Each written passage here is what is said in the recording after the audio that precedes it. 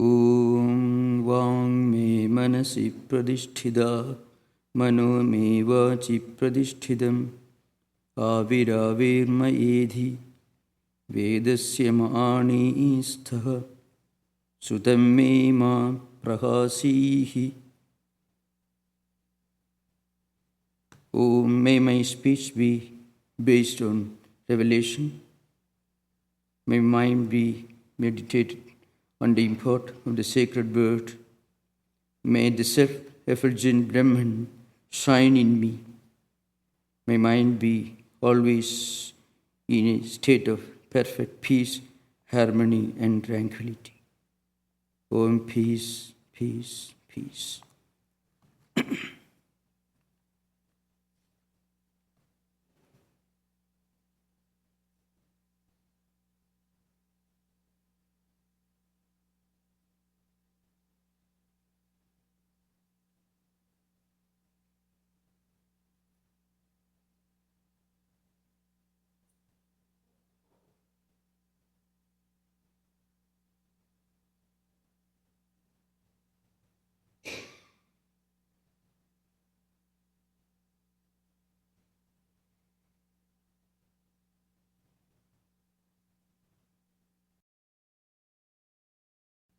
Mysticism in Vedanta and Christianity.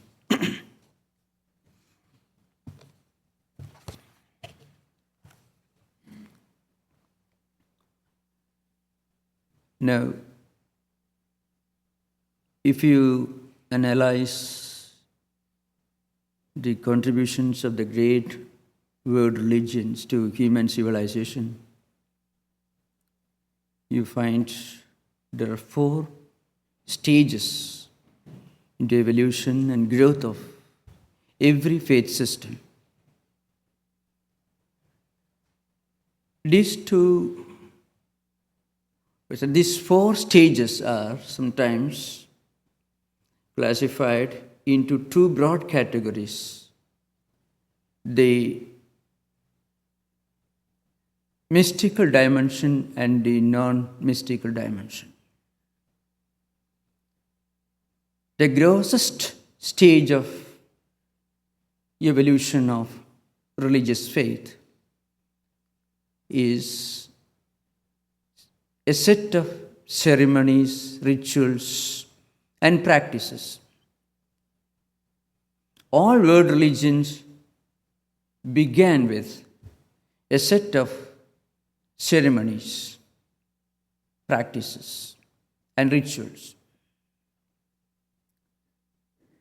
And then we try to find a logical explanation for these rituals and ceremonies. See, people belonging to different religious traditions go to different places of worship on special days, special occasions. Very often they are associated with different seasons, different stages of our life. And then we develop some mythological stories to give a logical explanation for these rituals. So rituals constitute the grossest stage of the most preliminary stage of religious evolution. I wouldn't say primitive, but preliminary stage of evolution. And then mythology. At a still higher level, there is philosophy. Different ontological, cosmological theories are put forward to explain the mysterious, the inexplicable, the unknown. And as a result, doctrines and dogmas, ideas, many of them highly philosophical, and some of them somewhat divisive. All these philosophical ideas are put forward. These 3 stages belong to the non-mysterious dimension of growth in religious traditions. The rituals, the mythology, and philosophy. When we reach the philosophical level, we get a glimpse of the mysterious. But going beyond the philosophical level, there is that dimension, the stage of real experience, which is called the mysterious dimension, the mystical dimension rather. The mysterious is often the mystical. Mysterious in the sense it is concealed, it is not known, it is not visible, not tangible. Within our present reason of knowledge and perception. In that sense, it is mysterious. It is mystical because it goes beyond the ritualistic, the mythological, and the philosophical dimensions. All religions had this mystical dimension. All religious traditions. Not only the well-known organized religions, but even many of the so-called pagan religious traditions. Pagan in the sense, religious traditions which are not necessarily recognized as religious traditions by the mainstream Abrahamic theological tradition. So, you find this in the ancient Greek mystical traditions, the pre-Christian European religious traditions, mostly pantheistic ideas, and even in the history of the Native American spiritual tradition, you find this mystical dimension of spirituality.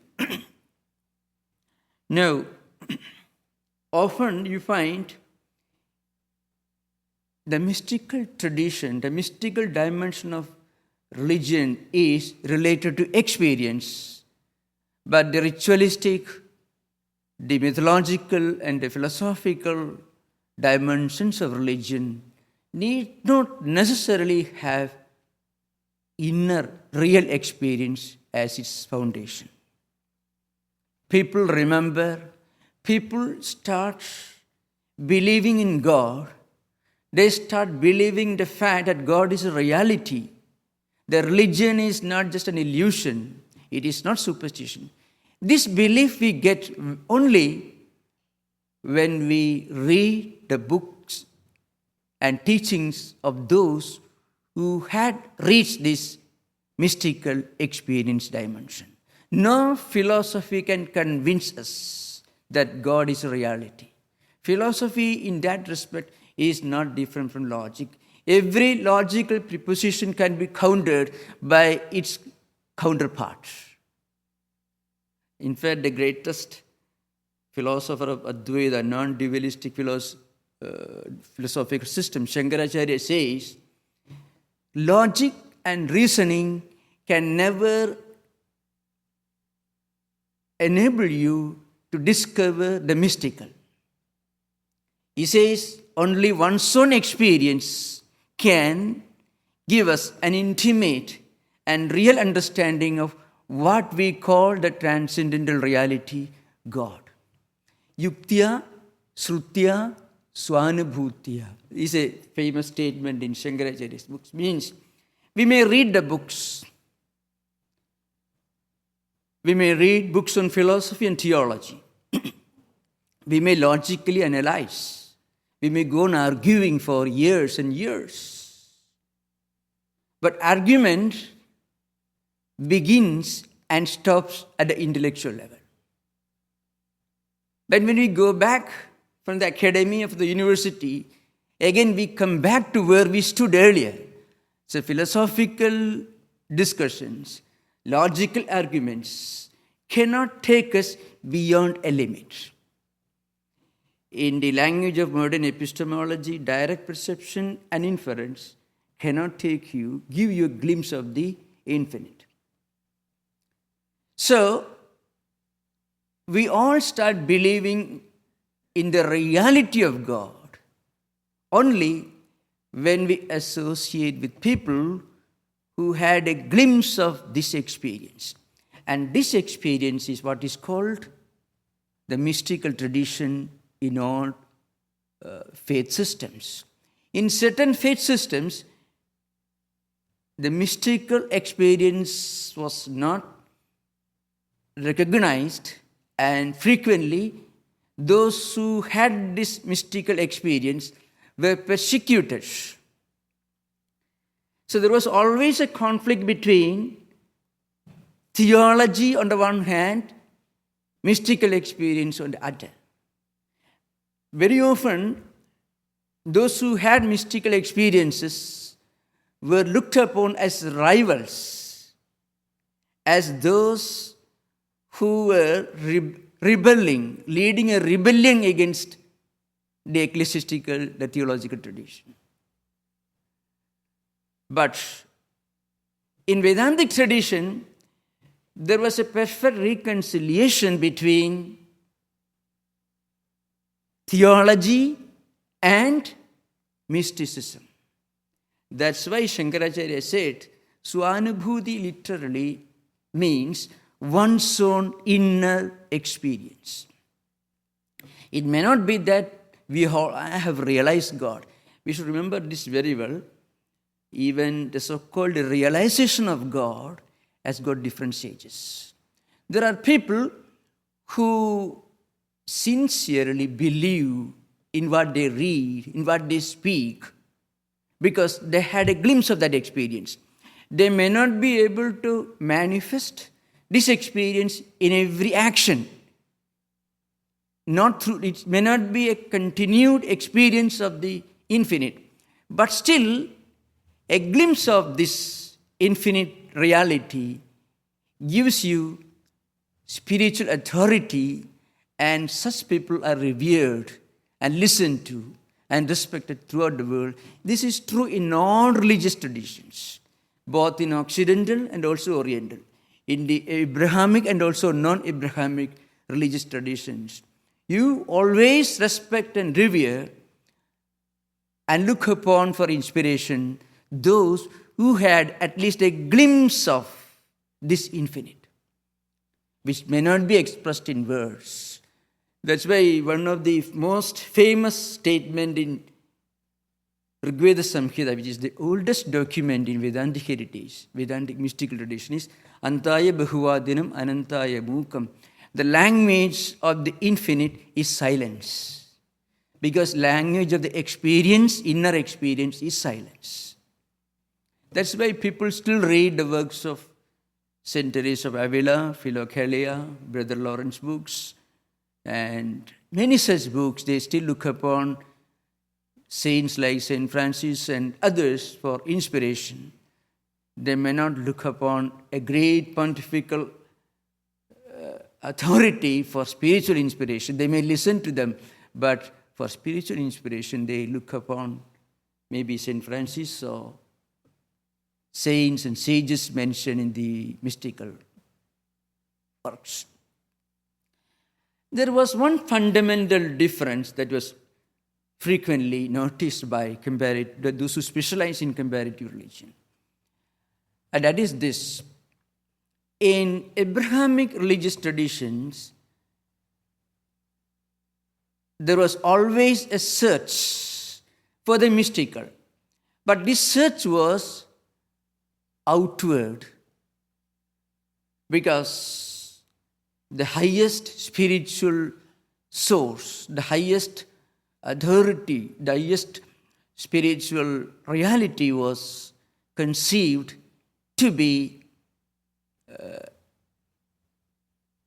an all-merciful, omniscient, compassionate God who created this world and who provided us with all this, and who will listen to our prayers, and who will help us in our spiritual life, who will give us liberation if we live our life according to the instructions of the great founders of religion. In non-dualistic tradition. On the other hand, the search was always inward.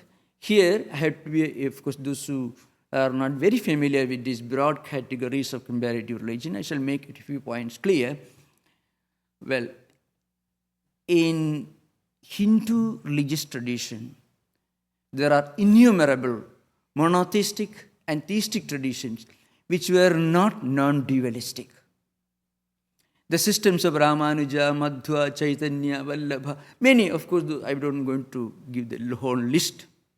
All these are theistic or monotheistic religious traditions which are very similar, almost identical with the broad teachings of Judaism, Christianity, and Islam, and so on.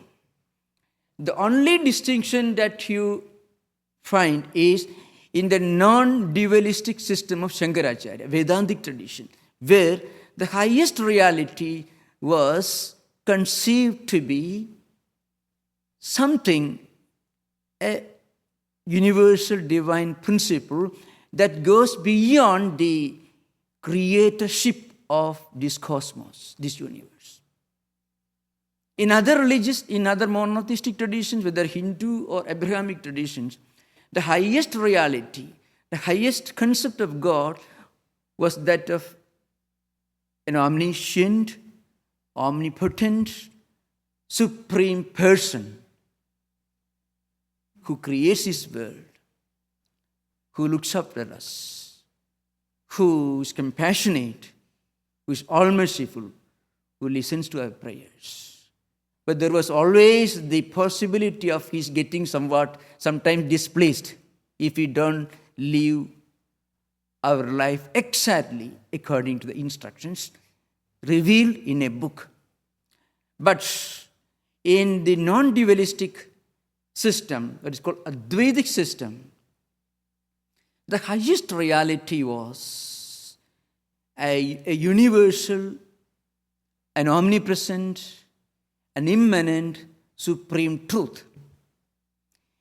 There is no negation of the all-merciful creator God. No. Vedanta or non-dualistic system never conflicts. It's not in conflict with the views of monotheistic traditions, but it goes beyond that. In fact, if somebody tells you, well, I'm not afraid of God,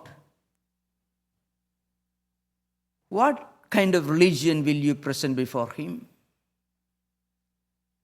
You cannot present any monotheistic tradition, either popular Hinduism, the Vaishnava, Shakta, Shaiva of the Hindu, popular Hindu monotheistic traditions, or any of the Abrahamic religious traditions. But if you are a non-dualist, you can tell him, look here, you need not believe in God. But can you disbelieve in your own existence? Do you think you do not exist? Can you deny your own existence? So if you are not afraid of God, no problem. But you can't do any harm to your neighbor, because by doing harm to your neighbor, you are hurting yourself, because creation is one, humanity is one, existence is one.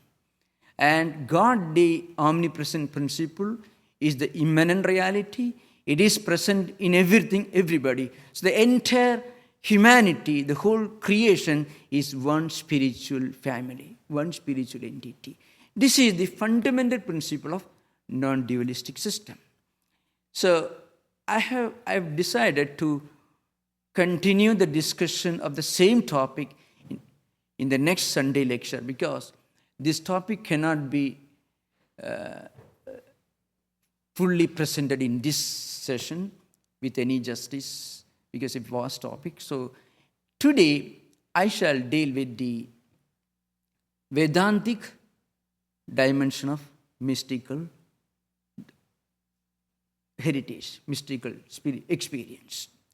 So now, in Vedantic tradition, there is a description of a spiritually enlightened person who had a glimpse of this mystical experience in the Bhagavad Gita, in the second chapter.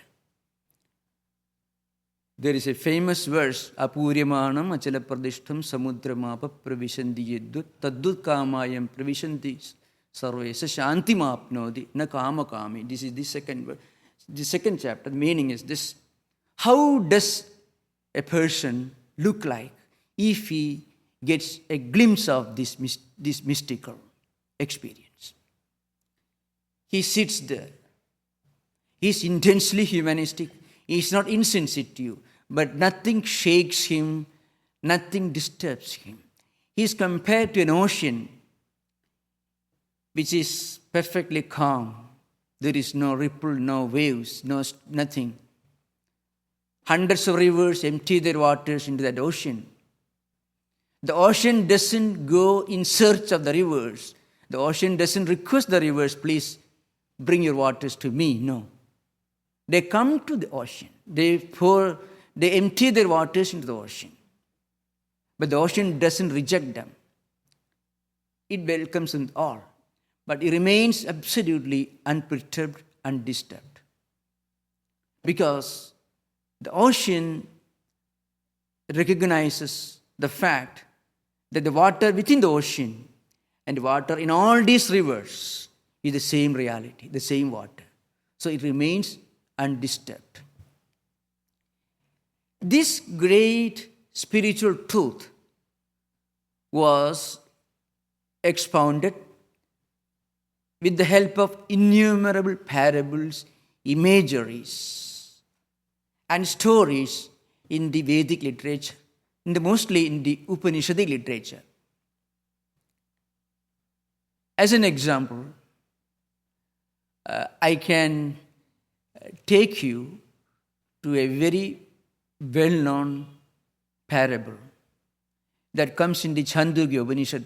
The highest spiritual, mystical truth is taught with the help of a parable. And there is a great statement which condenses this highest spiritual truth. The statement is in Sanskrit called Tattwamasi, which means you are that. Very simple statement. Literally,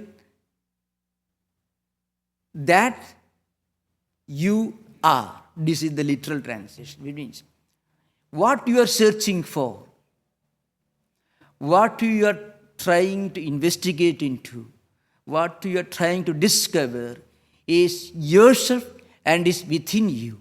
This is a simple statement. Tattwamasi is a great statement that comes in the Samaveda and Chandogya Upanishad, which is what we are going to refer to, is a part of the Samavedic tradition.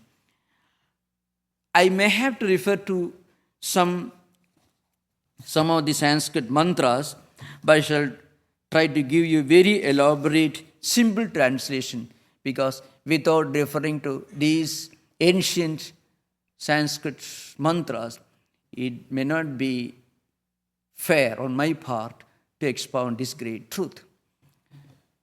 Now, for those who are interested in this, for further reading, I will repeat again. This comes in the Chandogya Upanishad, in the 6th chapter, which has got 16 sections.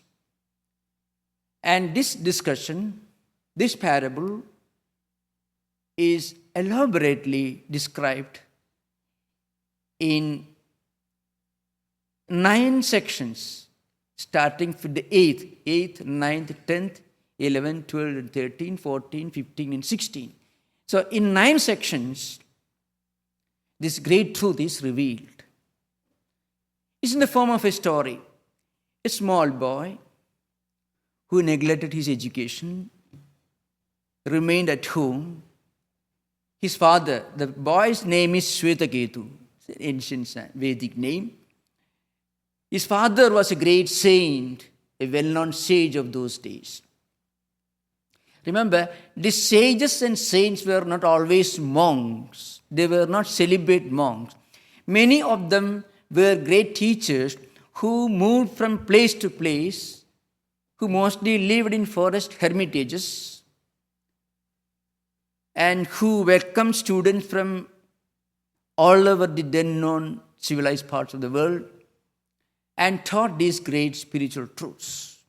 They were householders. Many of them, after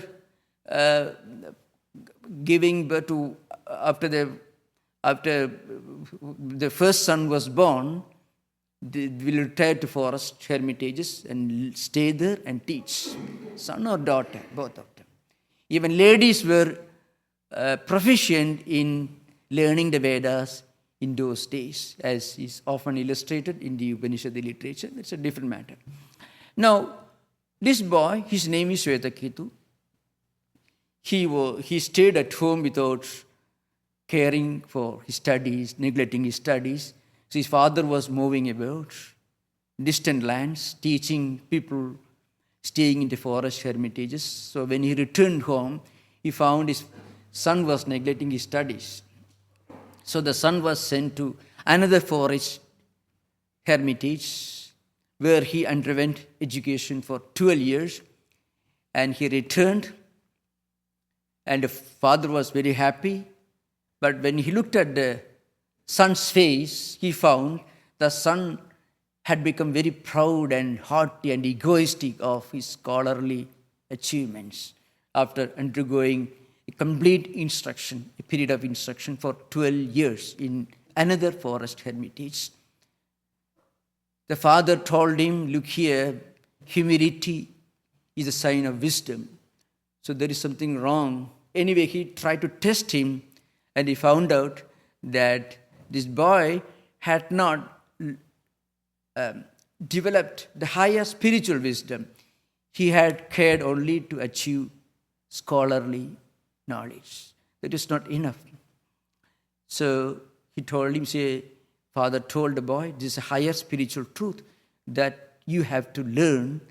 And in the process, in this text, in this chapter, the father told him many important ideas related to Vedic philosophy, Vedic spiritual tradition, Vedantic mystical tradition, from first section to seventh section. From 8th section up to 16th section, the father teaches him the highest Vedantic mystical truth. It's called Tattwamasi, it is called.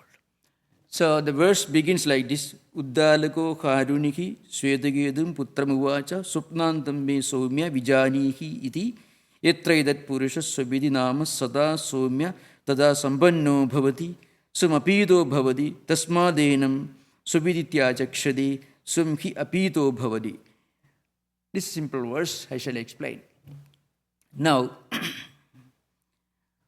you know what example, what illustration the father, the great sage, is presenting before the son. Look here, have you ever thought, have you ever contemplated on the 3 states of human experience? The father asked the son, what are the 3 states of human experience? We all know waking state, the dream state, and the dreamless sleep or deep sleep state. 3 states of human experience. We cannot have any other experience. Frequently, we neglect the dream state and sleep state. Suppose if you ask a person, what do you do? He won't tell you what he's doing in dream state. He would tell you only what he is doing in waking state. Now, Vedanta tells you, throughout these 3 states, in all these 3 states of human experience, there's one reality that is within you. And Vedanta calls this immanent reality by the word Atman, consciousness or self. In all these 3 states, one reality remains eternal.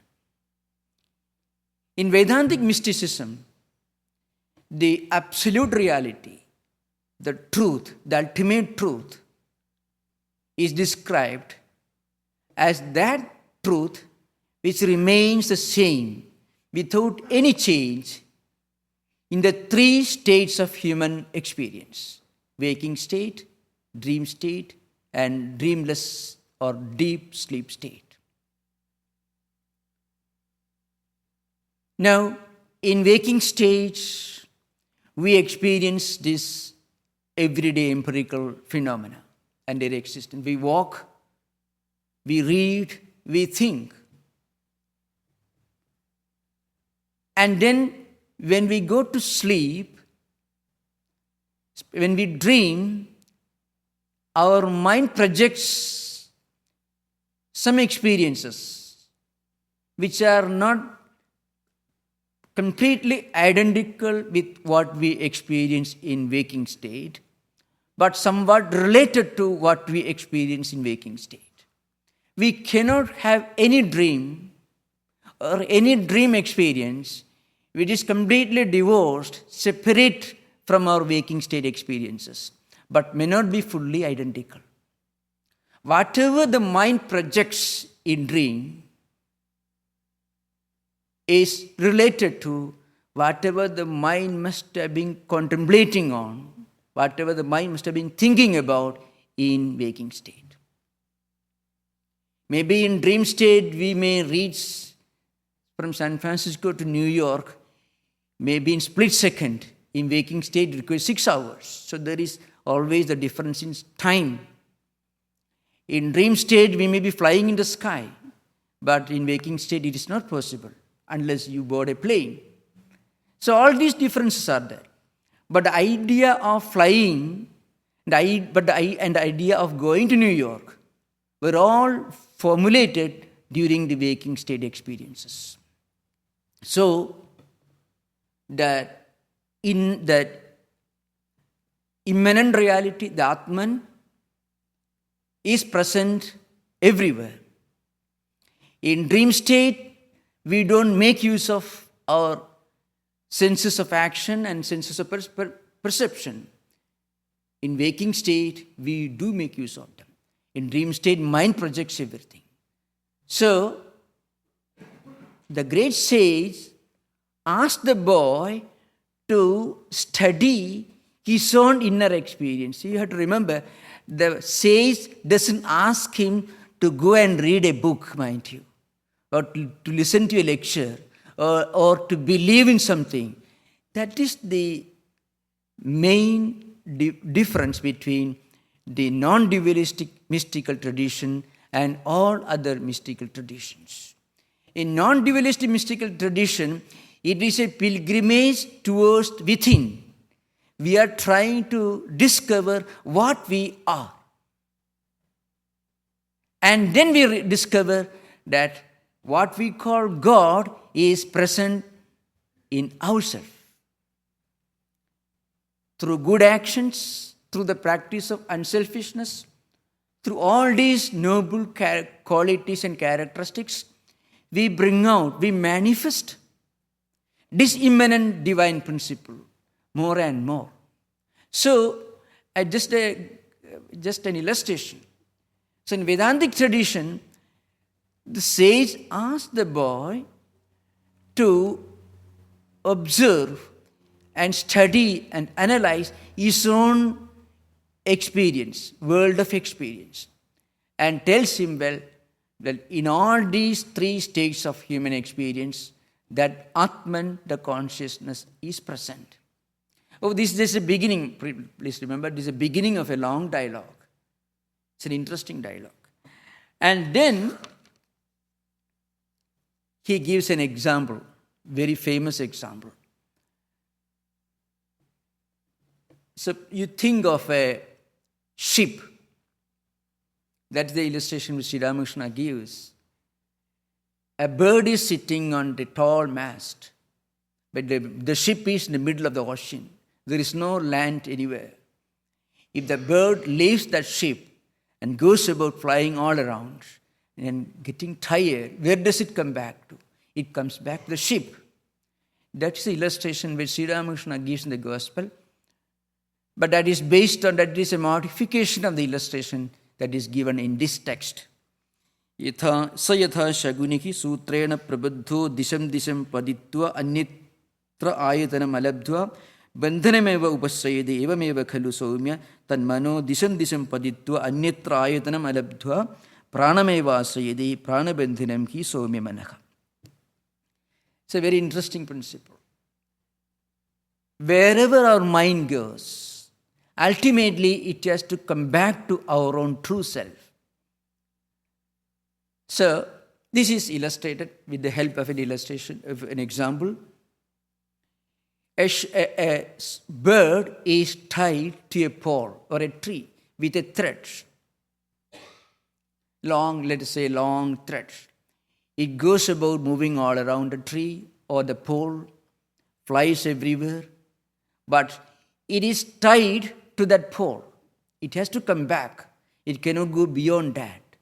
Similarly, in all these three states of experience, the mind appears to be going all around. But ultimately, it has to come back to its source. The higher idea is this: we are born in this world. We go through different experiences, some of them pleasant, some of them tragic. Some experiences are extremely unpleasant, unhappy. Some are very happy, pleasant experiences. But every experience is momentary. But then there is one reality which is present throughout these experiences. And that reality is not touched or affected by either happy episodes or unhappy episodes. If we contemplate on that reality, that we are, the self, the Atman, the consciousness, then we will be able to live in this world and at the same time remain unperturbed and disturbed. In fact, that was the state which I explained earlier in the Gita verse, where the mind of a mystic is compared to an ocean. He lives in this world. He doesn't run away from his home or from his duties and responsibilities. He doesn't neglect the everyday experience in this empirical life. He continues to live in the midst of his activities. But he knows that he's something beyond this psychophysical mechanism. If we identify ourselves with this momentary physical dimension of a personality or the psychological or intellectual dimension of a personality, then we'll be always happy now and unhappy next moment.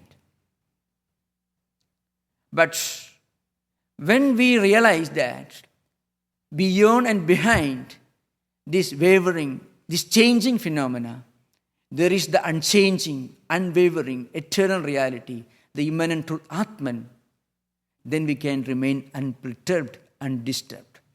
This perfect state of tranquility and peace and inner harmony is the greatest characteristic of a mystic in Vedantic tradition.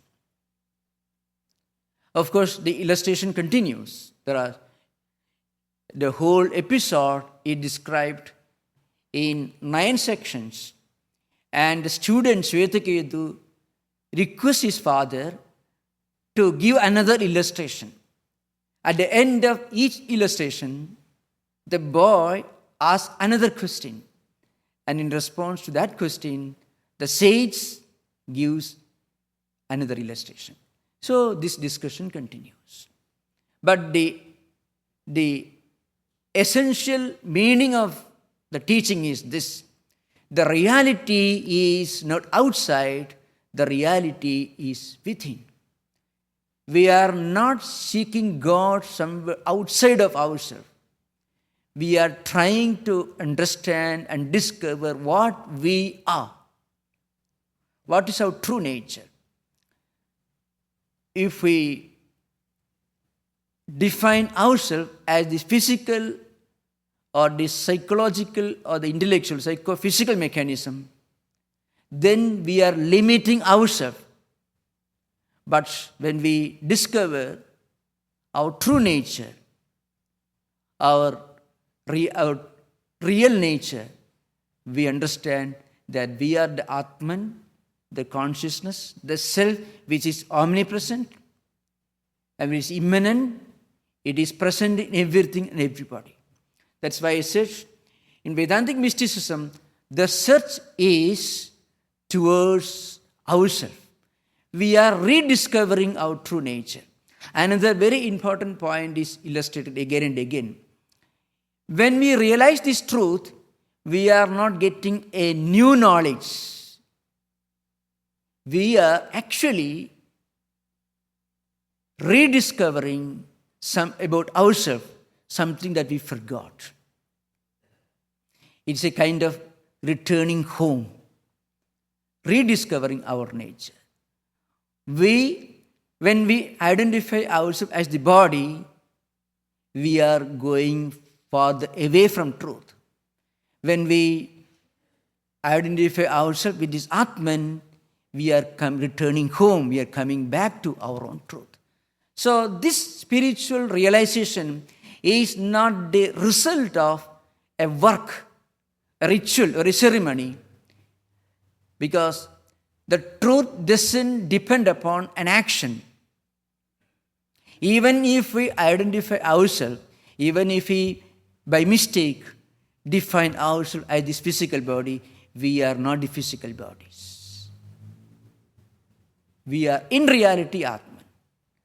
That is a very, of course, this is the higher transcendental philosophy. You'll be surprised if you read some of the works of the early mystics of this country, like starting from Emerson, Thoreau, Whitman, the poetical works of the writings you find, they are in their own language trying to describe these spiritual truths which were enshrined in the early Upanishadic literature.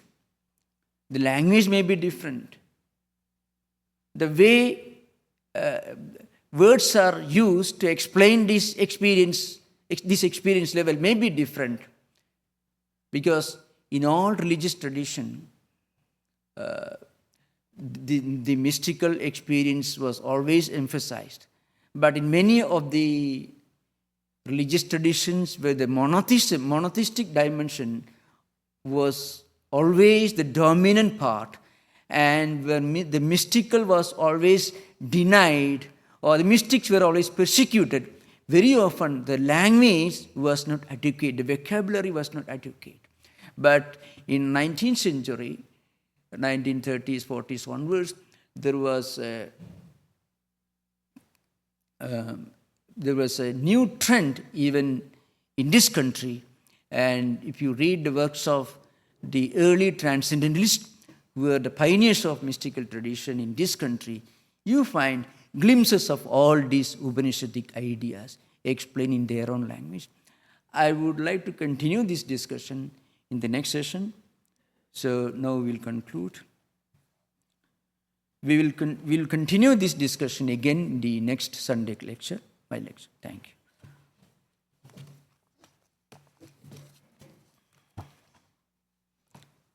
Om apyayendu mama angani vak pranaschakshrusrotra madhu belamindriyani cha sarvani sarvam brahma upanishadam maham brahma nirakuryam mama brahma nirakarut aniragaranamastu aniragaranam mestu.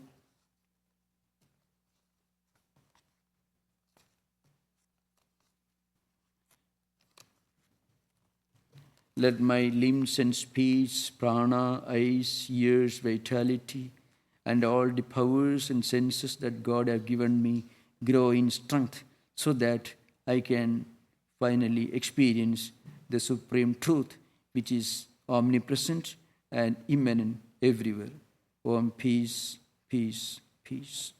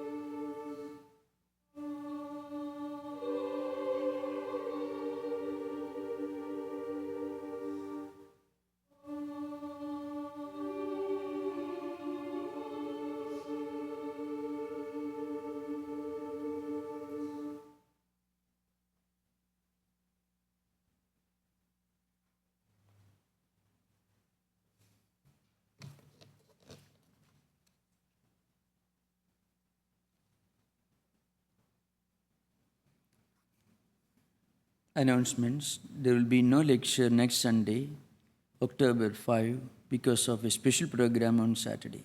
So please remember October 4th, Saturday, we have Durga Puja celebration. So there will be no lecture next Sunday, October 5. Child care is provided during our Sunday lectures. On Wednesday evenings from 7:30 until 8:15, we have Vespers in this auditorium, which consists of devotional singing and worship. and is followed by meditation. There will be no Friday evening class this week because of Saturday's special program. Class will resume the following week on October 10th, and the new topic for study will be Patanjali's Yoga Sutras. So, next Friday class will be on October the 10th, and the new topic for discussion is the Yoga Sutras of Patanjali, the philosophical and psychological dimension of yoga. Special announcements. Worship will be offered to Divine Mother Durga next Saturday, October 4th at 10 o'clock in the morning. The program will include meditation, chanting, devotional singing, readings on the Divine Mother, flower offerings by devotees, and a prasad lunch. Child care will be provided.